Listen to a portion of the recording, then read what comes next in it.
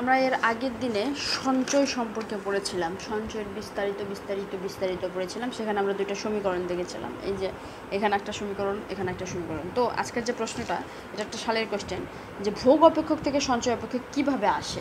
আমাদের যে আমরা বলেছি যে স্বল্পকালীন সঞ্চয় অপেক্ষকের সূত্র হচ্ছে S=-a + 1 - by, এবং দীর্ঘকালীনে S=dy। তাহলে এই সমীকরণগুলো কীভাবে, কোথা থেকে আসলো, এবং প্রশ্নতে সরাসরি বলে দিচ্ছে কোথায় থেকে নির্ণয় করতে হবে, ভোগ অপেক্ষক থেকে।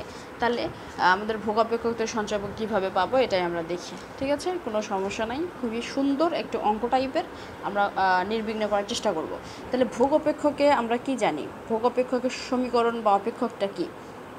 ভোগ অপেক্ষক ইকুয়াল টু ভোগ অপেক্ষক কি? আচ্ছা, ঠিক আছে, ভোগ অপেক্ষক না, আমাদের আই ইকুয়াল টু আমরা কি জানি, y = c+s, অর্থাৎ আমাদের i = ভোগ প্লাস সঞ্চয়, y = i, c = ভোগ, s = সঞ্চয়। অর্থাৎ আমাদের মোট আয় আমরা কিভাবে পাবো, আমরা যে পরিমাণ ভোগ করি এবং যে পরিমাণ সঞ্চয় করি, এই দুটো যদি যোগ করি তাহলে আমরা আয় পাবো। আচ্ছা, তাহলে এস অর্থাৎ সঞ্চয়, তাহলে কী হবে, y - c। ঠিক আছে। আচ্ছা, ভোগ অপেক্ষক কয়টা রয়েছে? ভোগ অপেক্ষক আমরা পড়েছি এর আগে যে ভোগ অপেক্ষক দুইটা রয়েছে, দুই ধরনের আমাদের ভোগ অপেক্ষক রয়েছে। ভোগ অপেক্ষক বলো দেখি কি কি দুইটা ভোগ অপেক্ষক রয়েছে। এক নম্বর হচ্ছে স্বল্পকালীন ভোগ অপেক্ষক, স্বল্পকালীন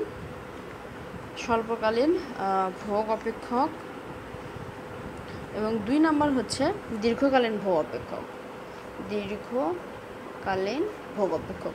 তাহলে আমরা কোনটা থেকে এখন সঞ্চয় বের করবো? আমাদের বলেছে ভোগ অপেক্ষক থেকে সঞ্চয় বের করো। আমাদের ভোগ অপেক্ষক রয়েছে দুইটা, একটা হচ্ছে স্বল্পকালীন ভোগ অপেক্ষক, একটা দীর্ঘকালীন ভোগ অপেক্ষক। তাহলে আমরা কোনটা থেকে সঞ্চয় বের করবো? কথা হচ্ছে আমরা দুইটা থেকেই সঞ্চয় অপেক্ষক বের করবো, অর্থাৎ এই দুইটা থেকে আমরা সঞ্চয় অপেক্ষক বের করবো। তাহলে প্রথমে আমরা যেটা করবো সেটা হচ্ছে, প্রথমে আমরা করব হচ্ছে স্বল্পকালীন ভোগ অপেক্ষক থেকে সঞ্চয় অপেক্ষক বের করব, দেন দীর্ঘকালীন ভোগ অপেক্ষক থেকে। তাহলে আমরা প্রথমে করব হচ্ছে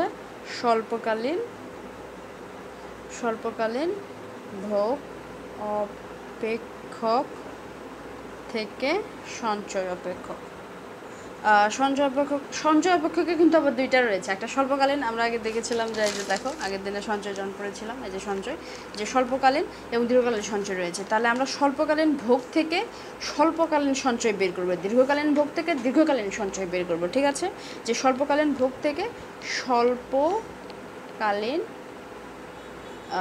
সঞ্চয় অপেক্ষক। কথা হচ্ছে ভোগ অপেক্ষকও দুই ধরনের, সঞ্চয় অপেক্ষকও দুই ধরনের। সঞ্চয় অপেক্ষকও স্বল্পকালীন দীর্ঘকালীন রয়েছে, ভোগ অপেক্ষকও স্বল্পকালীন দীর্ঘকালীন রয়েছে। তাহলে আমরা স্বল্পকালীন ভোগ থেকে স্বল্পকালীন সঞ্চয় বের করব, দীর্ঘকালীন ভোগ থেকে দীর্ঘকালীন সঞ্চয়, যেমন এখানে লিখেছি যে স্বল্পকালীন ভোগ থেকে স্বল্পকালীন সঞ্চয় বের করব। ঠিক আছে, বুঝতে পেরেছি নিশ্চয়ই। আচ্ছা, তাহলে স্বল্পকালীন ভোগ অপেক্ষকের আমাদের সমীকরণটা কেমন ছিল? হ্যাঁ, সমীকরণটা কেমন ছিল? এটা খুবই মজার, একটু ভালো করে দেখো, বোঝার মানে শুধু বোঝার রয়েছে, মুখস্থ তেমন না, বুঝে যদি তুমি 2-3 মিনিট খাতায় তোলো তাহলে হয়ে যাবে।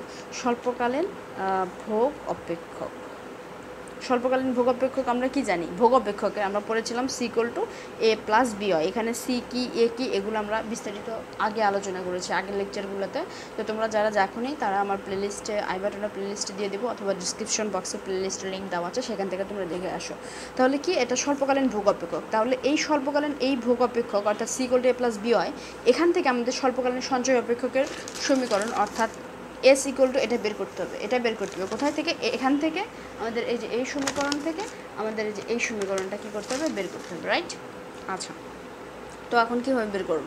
তাহলে স্বল্পকালীন সঞ্চয় আমরা কি জানি দেখো, স্বল্পকালীন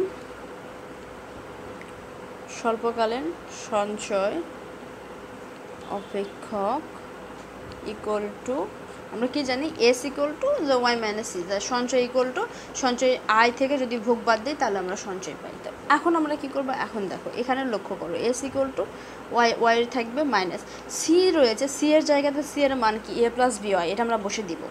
কি বসে দিব? a + by। ঠিক আছে, তারপর এখান থেকে আমরা এই ব্র্যাকেটটা উঠাই দিব, y - a প্লাস মাইনাসে -by, ব্র্যাকেটটা উঠে গেল, এরকম হয়ে গেল। এখন আমরা কি করব দেখো, S = আমরা মাইনাস এ কে সামনে নেই, আর মানে এই প্লাস মাইনাস এর সামনে আসলে এর সামনে কি রয়েছে plus Y minus B Y, just একটু সাজা লিখলাম, কেন ওয়াই আমরা কমন নেব।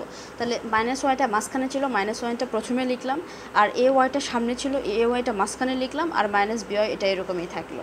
দেখো তাহলে মাইনাস এ, এখানে ওয়াই রয়েছে, এখানে ওয়াই রয়েছে, তো এই দুইটা ওয়াই থেকে আমরা একটা ওয়াই কমন নেই, একটা ওয়াই কমন নিলাম।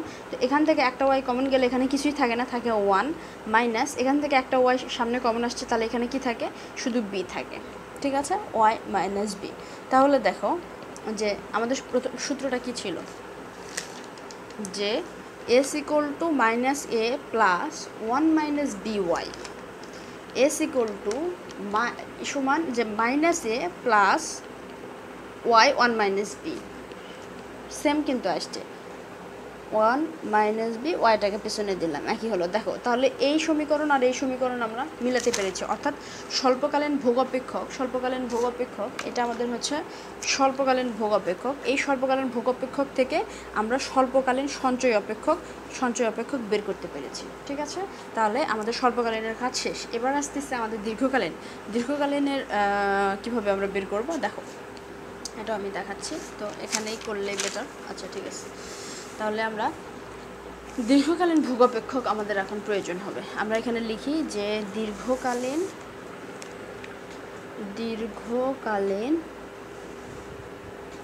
ভোগ অপেক্ষক থেকে দীর্ঘকালীন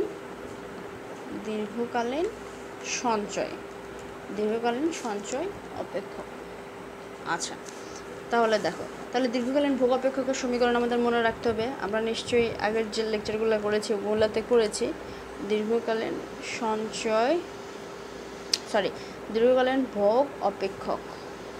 ভোগ অপেক্ষক আমাদের কি, আমরা জানি যে সি ইকুয়াল টু বিওয়াই, আমাদের মুখস্থ আছে নিশ্চয়ই। আর দীর্ঘকালীন সঞ্চয় অপেক্ষক, আমরা দীর্ঘকালীন সঞ্চয়